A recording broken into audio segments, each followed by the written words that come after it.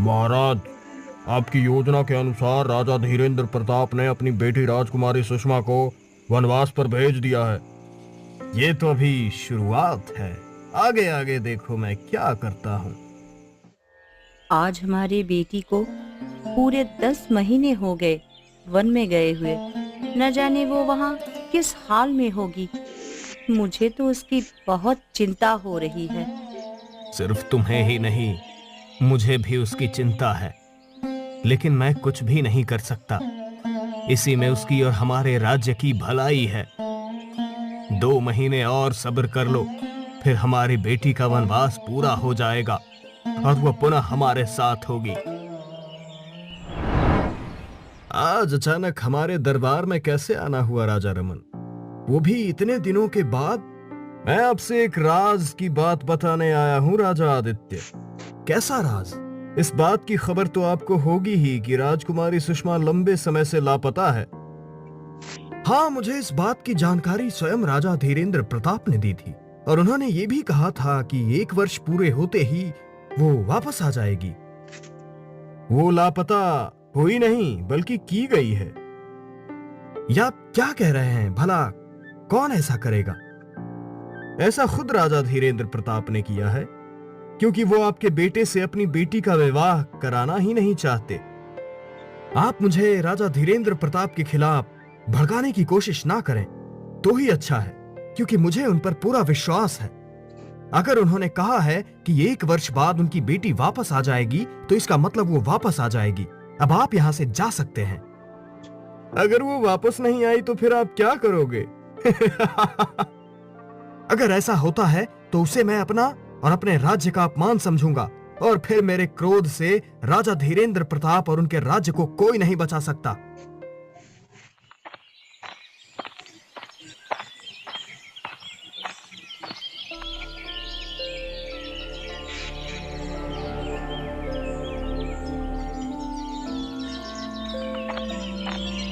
ओहो, आज तुम अपने साथ जंगल से इस बिल्ली को ले आए।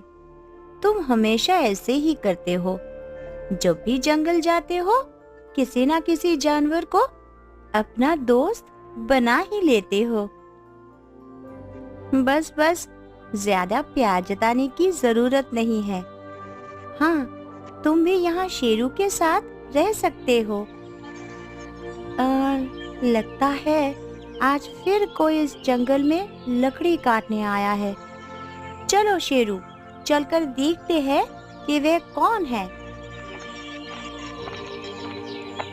अच्छा, तो वह आप हो जो पेड़ काट रहे हो दादू। मैं समझी न जाने कौन इस जंगल में पेड़ काटने आ गया। मेरे अलावा और कौन यहाँ पेड़ काटने आएगा सुषमा बेटी? लेकिन दादू, आप गलत पेड़ काट रहे हो। आपको हरा भरा पेड़ नहीं काटना चाहिए। क्या करूं बेटी, मैंने बहुत ढूंढा, लेकिन आसपास सूखा पेड़ नहीं मिला, और जलाऊ लकड़ियां ले जाना भी जरूरी है। अगर आप जंगल के हरे भरे पेड़ काटते रहोगे, तो एक दिन जंगल के सभी पेड़ पौधे खत्म हो जाएंगे। फिर अब क्या करोगे? बातें तो ऐसी समझदारी की करती है जैसे तू कहीं की राजकुमारी है। राजकुमारी तो मैं हूँ दादू। क्या तू सच में राजकुमारी है? और नहीं तो क्या, मैं इस जंगल की राजकुमारी हूँ। अच्छा, मैं तो कुछ और ही समझा था। आप क्या समझे थे दादू? मैंने समझा था जैसे तू सच में ही एक राजकुमारी है। मैं और राजकुमारी? मैं अगर राजकुमारी होती तो वन में थोड़ी ना रह रही होती। हाँ, तू बिल्कुल सही कह रही है बेटी, लेकिन 10 महीने हो गए तुझे यहाँ रहते हुए। आज तक तूने नहीं बताया कि तू कहाँ से आई है। समय आने पर आप सब जान जाओगे दादू। तू और तेरी बातें, तुझसे जीत पाना तो नामुमकिन है। मैं जानता हूँ तू यहाँ आ गई है तो मुझे ये पेड़ नहीं काटने देगी। तो अब तू ही बता कहाँ सूखा पेड़ ढूंढूं? सूखे पेड़ ढूंढने में आपकी मदद शेरू करेगा दादू। अब मैं भी बाजार जाकर जरूरी सामान ले आऊं।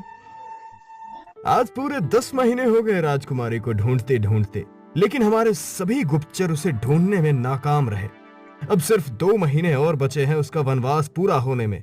अगर वो नहीं मिली तो मेरी योजना पूरी तरह नाकाम हो जाएगी और फिर राजा आदित्य धीरेन्द्र प्रताप के राज्य पर नहीं, मुझ पर और मेरे राज्य पर आक्रमण करेगा। आप बिल्कुल सही कह रहे हैं महाराज। शीघ्र से कुछ सोचो इससे पहले कि बहुत देर हो जाए।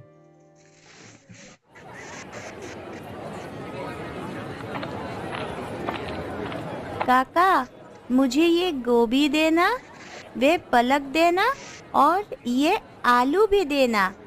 और हाँ, साथ में धनिया देना मत भूलना। कितने रुपए हुए काका?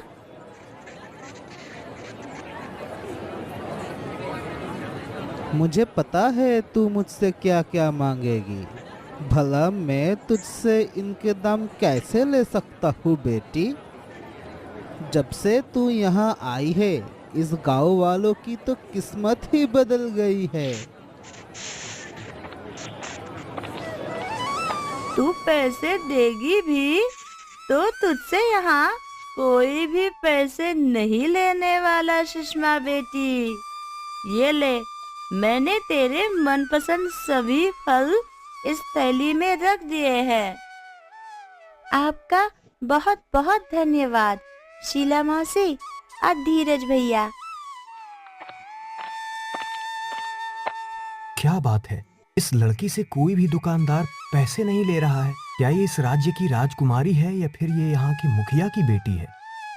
अरे ये लड़की हमारे लिए राजकुमारी और मुखिया की बेटी से कहीं बढ़कर है। इसने हमारे लिए जो कुछ भी किया है वो आज तक इस राज्य के राजा और हमारे मुखिया ने भी नहीं किया। इस लड़की ने ऐसा क्या कर दिया जो एक राजा भी नहीं कर पाया? इस लड़की के आने से पहले हम सब गांव वाले एक दूसरे से लड़ाई झगड़ा करते रहते थे।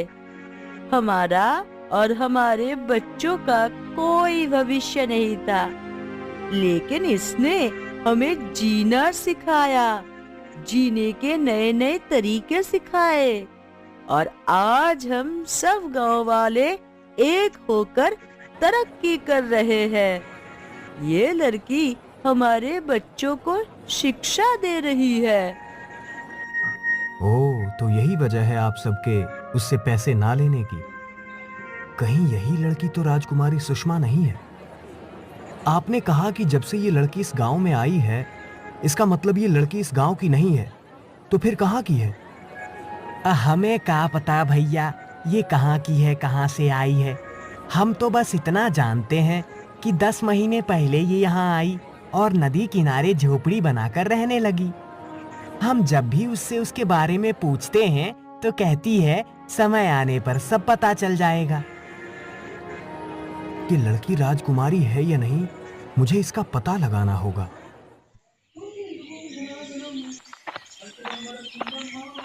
पिताजी, इतने दिन बीत गए लेकिन अब तक कुछ नहीं हुआ। आप कह रहे थे कि राजा आदित्य खुद अपनी बेटी की विवाह का प्रस्ताव लेकर हमारे पास आएंगे, लेकिन वो अब तक नहीं आए। बेटी, बस कुछ दिन और सब्र करो। मैंने एक योजना बनाई है, उसके सफल होते ही तुम्हारा और अभय का विवाह हो जाएगा। पिताजी, मैं उससे बहुत प्रेम करती हूँ।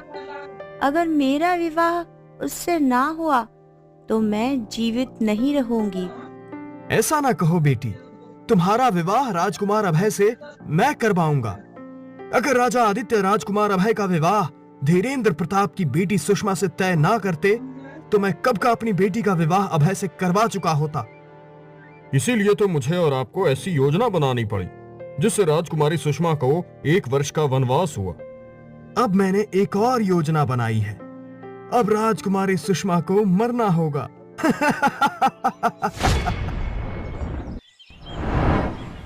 आज तो हमारी शान में 4 चांद लग गए जो आप हमारे राजमहल में पधारे। कहिए, हम आपकी क्या सेवा कर सकते हैं शांतिपुर के राजा रमन जी?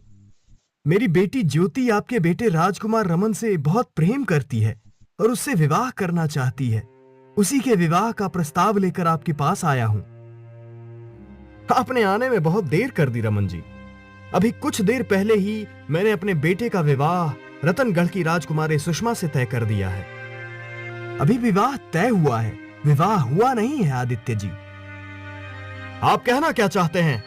मैं अपना वादा तोड़ दूं? मेरा वादा पत्थर की लकीर है। पत्थर टूट जाएगा लेकिन लकीर नहीं मिटेगी। आप यहां से जा सकते हैं रमन जी। अभी तो यहां से जा रहा हूं, लेकिन मैं अपनी बेटी का विवाह आपके बेटे से करवा कर रहूंगा, फिर चाहे मुझे उसके लिए कुछ भी करना पड़े।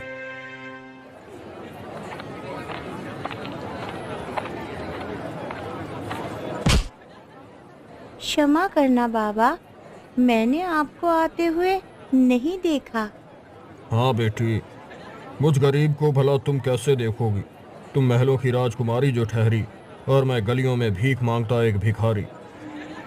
ऐसी बात नहीं है बाबा, मेरी नजरों में सब लोग एक बराबर है। जब तक तुम मुझ गरीब की तकलीफ और परेशानियां नहीं समझोगी तब तक तुम्हें यह एहसास नहीं होगा कि मुझ जैसे लोग कैसे जीते हैं। ये तुम क्या कह रहे हो? मेरी बेटी ने तुमसे क्षमा मांग ली ना, अब जाओ यहां से। इतना घमंड ठीक नहीं है राजा। इस राजपाट की वजह से तुम्हें और तुम्हारी बेटी में घमंड है, तो मैं तुम्हारी बेटी को श्राप देता हूं कि आज के बाद वो वनवासी का जीवन जिएगी और मेरी तरह जीवन भर भीख मांगेगी। मुझे और मेरी बेटी को किसी भी तरह का घमंड नहीं है। कृपया उसे इतना कठोर दंड ना दें, उसे क्षमा कर दें। मैं अपना श्राप वापस तो नहीं ले सकता, लेकिन उसे कम जरूर कर सकता हूं। तुम्हारी बेटी को 1 वर्ष तक वन में रहना होगा। अगर इस दौरान तुम या तुम्हारे परिवार का कोई भी व्यक्ति उससे मिला तो उसी दिन से अगले 1 वर्ष तक फिर से उसे वन में रहना होगा। और अगर तुम्हारी बेटी 1 वर्ष से पहले वन से लौट कर आती है या कहीं और जाती है तो तुम्हारा राज्य बर्बाद हो जाएगा। अनेकों अनेक विपदाएं एक साथ तुम्हारे राज्य पर टूट पड़ेंगी। आपकी बहुत बहुत कृपा हुई जो आपने अपना श्राप कम किया।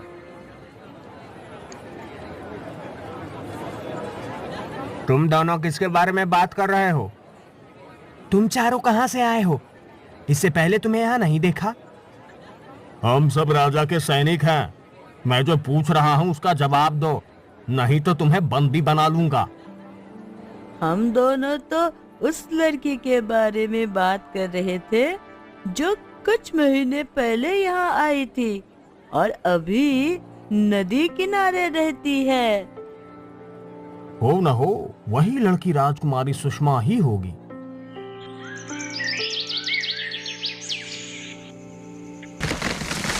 लगता है झाड़ियां में कुछ है। शेरू, जाकर देखो तो झाड़ियां में कौन है।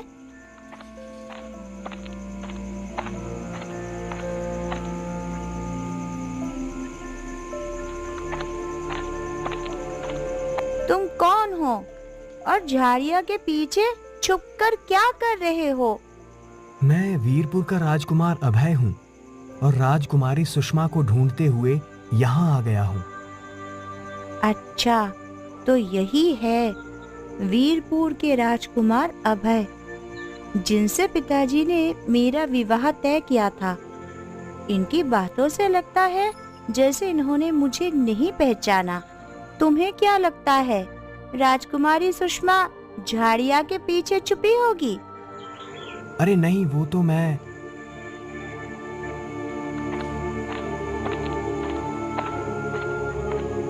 क्या हुआ शिखा, तुम इतनी घबराई हुई क्यों हो? दीदी, दादू, चाचू, मौसी और भैया बहुत बीमार हो गए हैं। चलो जल्दी चलो,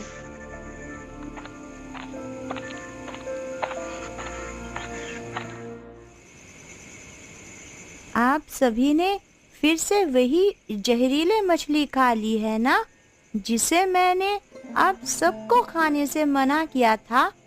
सूखी लकड़ियां ढूंढते हुए शेरू मुझे तालाब के किनारे ले गया था। वहां सूखी लकड़ियां तो नहीं मिली, लेकिन तालाब में मछलियां मिल गईं, जिन्हें पकड़कर ले आया।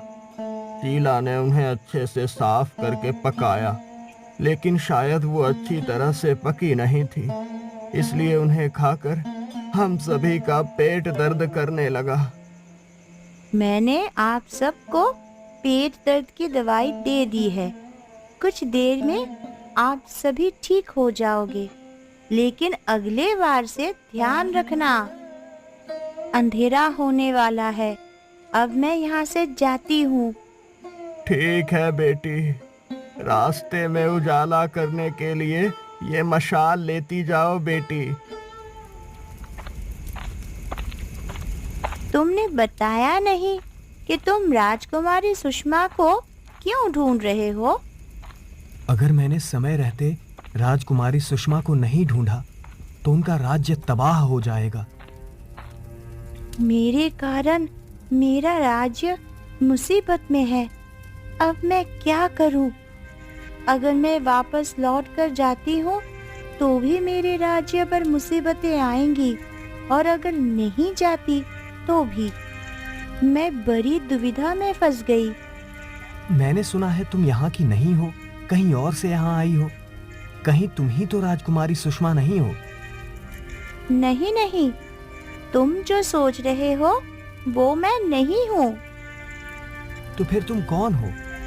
तुम्हारे लिए मैं कौन हूँ ये जानने से ज्यादा जरूरी यह है कि राजकुमारी सुषमा कहाँ है। क्या तुम जानती हो वो कहाँ है? हाँ, मैं यह जानती हूँ कि वह कहाँ है, लेकिन वह 2 महीने तक किसी से नहीं मिल सकती। ऐसा क्यों? ये तो बहुत बड़ी समस्या हो गई। अब मैं क्या करूं? तुम 2 काम कर सकते हो। या तो मेरे साथ यहीं पर 2 महीनों तक रुको, जिसके बाद मैं तुम्हें राजकुमारी सुषमा से मिलवा दूंगी, या फिर राजमहल वापस जाकर अपने पिताजी को सच्चाई के बारे में बताओ। रात में मैं तुम्हारे साथ ही रुकता हूँ, सुबह होते ही चला जाऊंगा। हमने ये झोपड़ी जला दी है। झोपड़ी के साथ राजकुमारी भी जलकर राख हो जाएगी।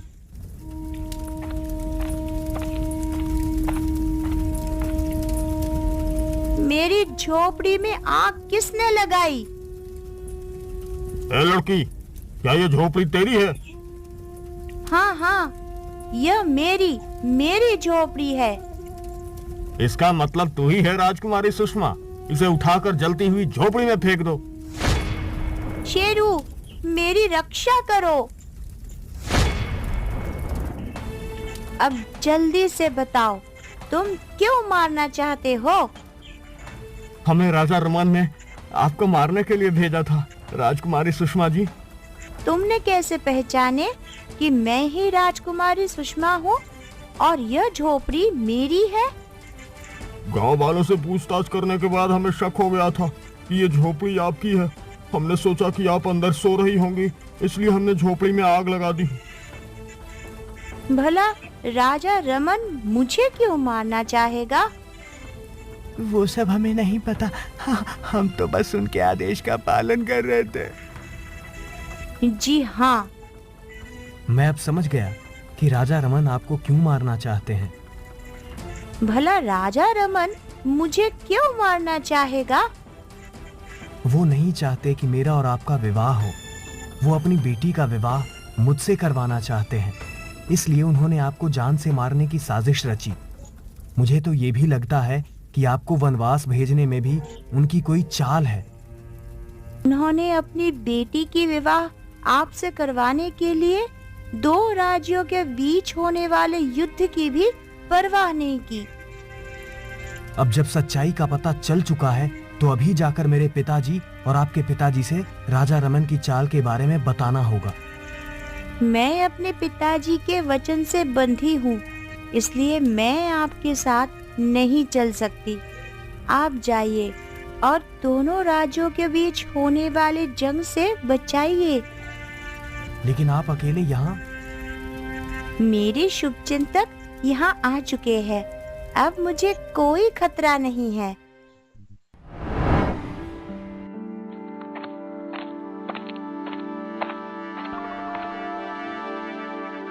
राजा रमन की नीयत में मुझे शुरू से ही खोट नजर आती थी, लेकिन वो इतनी गिरी हुई हरकत कर सकते हैं, मुझे इसका अंदाजा नहीं था।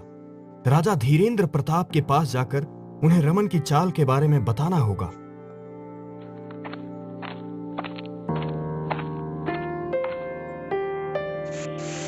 राजा आदित्य अपने बेटे के साथ यहाँ क्या कर रहे हैं? कहीं कुछ गड़बड़ तो नहीं है? हमारे राज्य में आपका स्वागत है, हमारे होने वाले समधी और दामाद जी। आपका बहुत बहुत धन्यवाद, हमारी होने वाली बहू के पिता राजा धीरेन्द्र प्रताप। आपके यहाँ अचानक आने का कारण क्या है राजा आदित्य? इसका मतलब मैंने राजा रमन की चाल में फंसकर अपनी बेटी को 1 साल के लिए वनवास पर भेज दिया। इसका बदला मैं अवश्य लूंगा। इस काम में मैं आपका साथ दूंगा, क्योंकि उन्होंने मुझे आपके खिलाफ भड़काया है। उनकी बातों में आकर मैं आपके राज्य पर आक्रमण करने वाला था। तब तो हम दोनों को मिलकर उन पर आक्रमण करना होगा।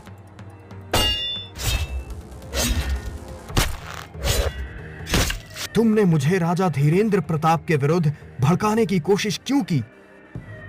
यह सब मैंने अपनी पुत्री के मोह में आकर किया। वो आपके बेटे राजकुमार अभय से विवाह करना चाहती थी, लेकिन आपने अपने बेटे का विवाह राजा धीरेन्द्र प्रताप की पुत्री सुषमा से तय कर दिया था। किसी भी तरह अपनी पुत्री का विवाह आपके बेटे से करवाने के लिए मैंने षड्यंत्र रचा था। मुझे क्षमा कर दो। तुमने जो कुछ भी किया, तुम्हें उसके लिए सजा मिलेगी।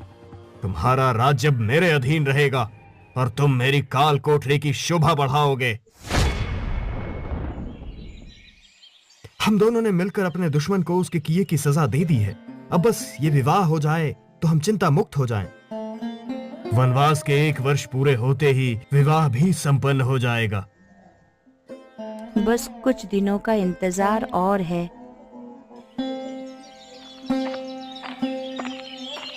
हाँ, और पिताजी, आप यहाँ? वनवास के 1 वर्ष पूरे हो गए क्या? हाँ बेटी, तभी तो हम तुम्हें लेने आए हैं। लेकिन माँ, लेकिन क्या बेटी?